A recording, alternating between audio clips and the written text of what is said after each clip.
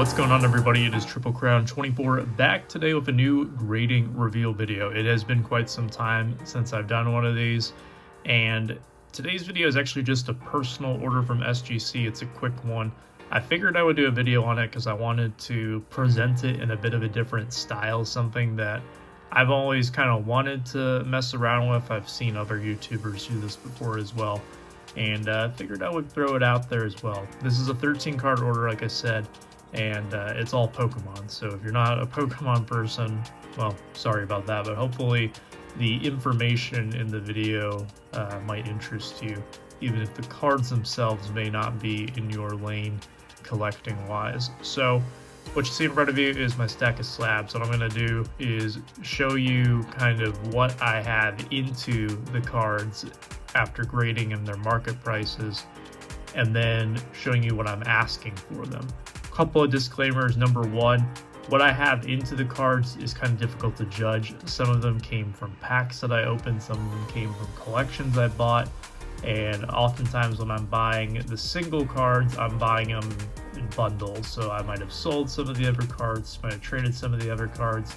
It's difficult to say exactly what I have into each individual card, so I am basing it off of market prices. TCG player prices assumed near mint condition, and all these are above a 7, so we can say that they are at least near mint or better condition. And then my asking price, this doesn't necessarily mean this is exactly what they are worth. It just means that this is what I'm asking for. But my pricing strategy, for most of you who know me, is typically I'm going to juice my buy it now price just a little bit if I'm listing it on eBay, and or even if I'm taking it to a show, because inevitably I know I'm going to get offers for it, but it's also priced just high enough where it is realistic that someone could still hit buy it now. I try to keep it as close to what I think it will actually sell for as possible, just in case someone decides they're just going to go for it. So with all the disclaimers out of the way, 2 minutes in here, why don't we go ahead and show you the video, or show you these cards. You're already watching the video. First up here is this Radiant Charizard from Crown Zenith. It'll be about half of these are from the new Crown Zenith set, and you'll see on the screen here as I edit it in what the current market value for the card is plus my grading fee, so kind of just an all-in cost right there, and then what I have it at. So this one is a 9, and spoiler alert, this is the only 9 in the entire order. And when I was sending these in, really the goal was to get all 10s. These first 2 cards were the ones I kind of felt like this might be the one place where I slip up, just because they were slightly different, but they looked pretty good to me. I wasn't sure which one would be a 10 and which one might be a little bit less, and ended up being this one. So I'm going to take a look at this one a little bit closer and see what exactly went wrong with this one, because of course the goal was a 10.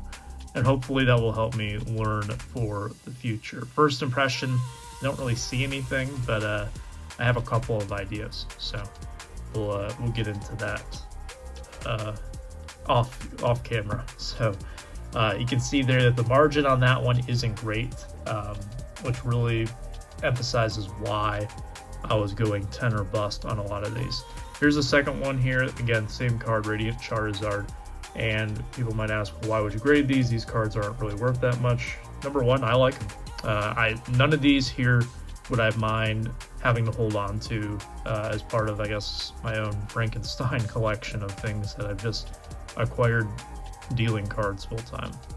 And that's the same case of this one here. I mean, Charizard, I would equate it to, if you're not a baseball fan, but you have a couple of Mike Trout cards in your collection. I know people who have come up to my table before at shows who maybe they're not even really a baseball person, they don't follow it that close, but they like to have a couple Mike Trout cards because it's Mike Trout. Kind of the same thing here with Charizard, is that even the people who don't know Pokemon, there's 2 characters that they definitely recognize. Charizard's one of them, Pikachu's the other. So if I have one and it's not just a common, I'm going to take a close look at it to probably send in going forward. Another one from Crown Zenith, this is the Charizard V. Also a 10 here. You can see this one and the last one a little bit better.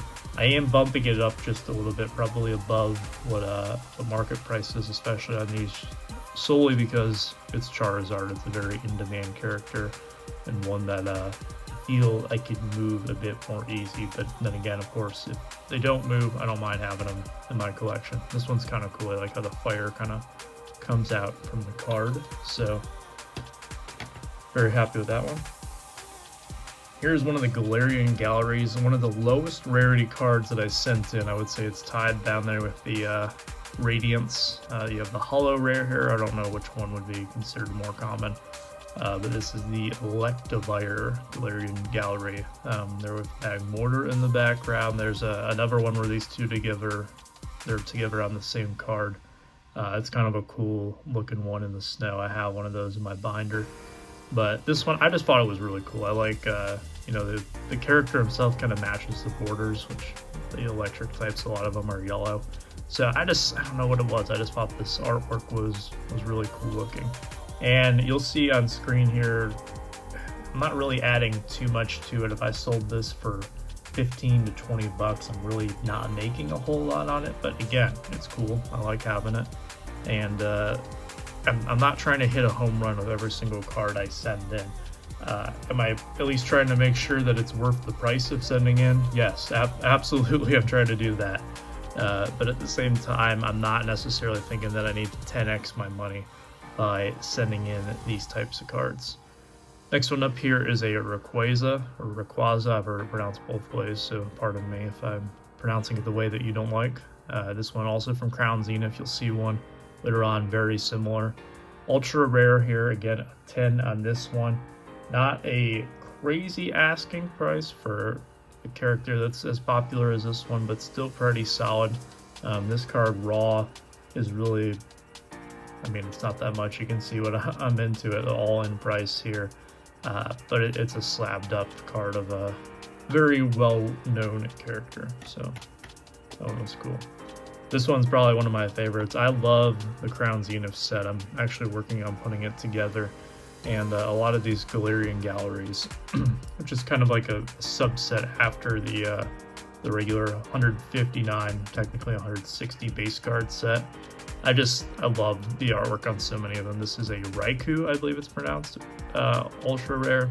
It's so cool, with like the lightning as he's like running in the background. Just really great artwork on this one. This one is a bit more up there.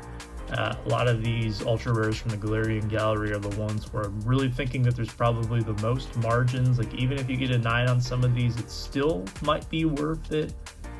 You're probably going to be pretty close to breaking even in terms of adding value to it once you pay the grading fees and all that. But really, it's one of those that you could still send in and get a 9 and probably be happy with it. Like I said, for me, I'm really just going for the 10s here when I'm sending them in, even if it's a 9. I'll probably just keep it raw. There's nothing wrong with having a raw card, but the ones that are just extraordinary examples I thought would be worthwhile. Here's another one. This one is my favorite in the order. This is one of my favorite characters. I remember as a kid getting one of the Smash Brothers game, and Lucario was put into it, and he was the one that I would always use when I was a kid as like my primary one, like when I would play with friends in that game. I've always liked them. And this one is the promo that you get in the boxes when you open up the Crown Zenith box. I just think it's so sweet. The like the red holofoil in the eyes, just really well made card. A lot of the ones that I've gotten are off-centered, so when I saw this one, I thought this one was pretty good looking, and I don't expect this to be a big money card. There are quite a few of these out there. In a 10, it might be worth a little bit more if you see some of like the Charizard UPC singles out there. A lot of them in 10s command a bit of a premium because they're just so difficult to find centered compared to the number of them out there. I think that's going to be a very similar story to this one, albeit a character that's not as popular as Charizard. But this is my favorite card. If all works out and I make what I need to on this lot, I'll probably end up keeping this one for myself, or I'll go out and buy another one later on down the line if this one happens to sell. Here's another popular character. This one might be recognized by some of the more casual observers out there. The Mew VMAX. This is turning back the clock now, doing some different sets. Fusion Strike, one of the ones that doesn't have too many big money singles from it. at least from what I can tell. But this is kind of your character that's on the boxes for a lot of the boxes, especially the trainer boxes, is Mew here. And this ultra rare, just I think it's great looking artwork on this one. And again, not really adding too much in the grand scheme of things. I don't know how close to that asking price I'm gonna get. You would think for a 10 and what this card is worth raw, it would bump it up a little bit, but the SGC and PSA versions I've seen of this in a 10, not really all that high. But again, these cards aren't as difficult to gem, I would say, as some of the sports cards out there, depending on the set, of course. But it seems like the quality control on the Pokemon is better. And it's not really all that close as well, compared to some of my endeavors with raw sports cards over the years, especially in recent times, probably since the start of the pandemic. Here's a Flying Pikachu. This one is probably one of the cheapest cards I sent in, next to the Lucario card, but I mean, it's one of those characters where you put it out on your table at a show and people are going to recognize it. I have people who don't even deal in Pokemon cards who have come up and they've seen some of the Pikachu cards I've had and bought them. It's really interesting to see.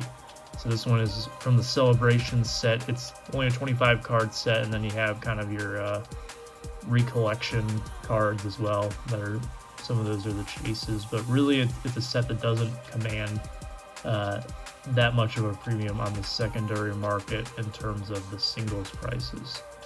But this one here is pretty good. I was a little concerned about the centering left to right, but I thought it was close enough to get a 10, and it ended up working out. So one of those that definitely I don't think would have worked out too well if it was anything less than a 10. I don't like to put myself in that position whenever I'm grading cards, but on a Pikachu, I'll take a shot. Why not? Here's a Rayquaza Evolving Skies. Again, very similar to the one I showed off earlier.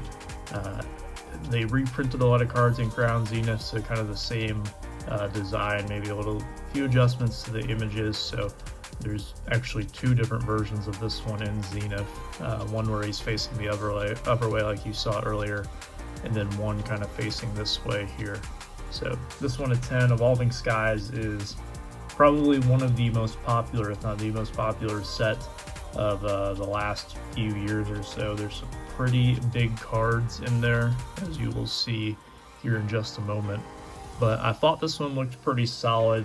Again, it's not one that's gonna, I think, add too much value to it, but it was enough where I figured it was worth it. Here's one that I'm very pleased with. This is an Umbreon from Evolving Skies. Not the one that that people are necessarily looking for in the product. In fact, probably not even number 2, but a very solid card. There's a lot of good Umbreon cards in that set. This one, I just think it's a sharp looking card, and one that I think will do pretty well. This was one that was definitely, I think, one of the biggest successes of the order. If I had to choose the biggest success, it would be this one right here. This is the Sylveon. I actually bought this one with a couple of slabbed Pokemon cards at one of the Xenia shows, and it looked pretty good. The guy who I had it, or who I got it from, said that he was looking at sending it off if it didn't sell at that show, and I could see why. I thought it was really solid. Even if it was a 9.5 or a 9, I thought, you know what, I'll still take a chance on it. It's worth it just to have it slabbed up. Sure enough, got the 10. That's what I was thinking it was going to get, and it worked out for me. So very pleased with that one. This one, as you'll see on screen, is one of the biggest ones out there. The TCG player price on it seemed a bit high when I was researching it. I was actually kind of shocked because I think this guy had it out for maybe 110, 120, and we ended up agreeing to a price that was, for the whole lot, that was much lower than that. So I'm a bit surprised that the TCG price on it was that high, because I didn't think it was up there. But hey, maybe they've gone up in the last month or so since I acquired it. Last but not least, here is this Pikachu from Lost Origin, secret rare, kind of a gold one here. This is one of the first ones that I ended up actually pulling from a pack when I was first experimenting with the Pokemon a bit. Actually one that probably, by the look of it, when I first pulled it, I didn't know very well. I thought that this was going to be a huge card. Really not all that much, especially compared to some of the other ones that I've had in this order too. But again, it goes to the same logic as I talked about earlier with the Pikachu. It's a secret rare Pikachu. It's at a 10. I think it looks pretty sharp in the SGC holder as well, just with the black on black. I know some people aren't a huge fan of that. To me, I'm a fan. Sometimes I can think it can kind of get lost in the background, but this one here I think does a good job of kind of blending in. So I'm very pleased with that one, and very pleased with the order overall. As you can see, my gem rate pretty strong on it. I got 12 out of 13, kind of where I was expecting to be.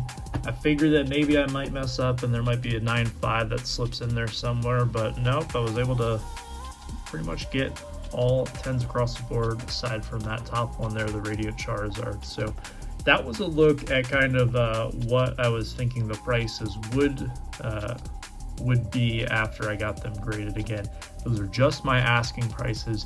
They haven't sold for that price yet.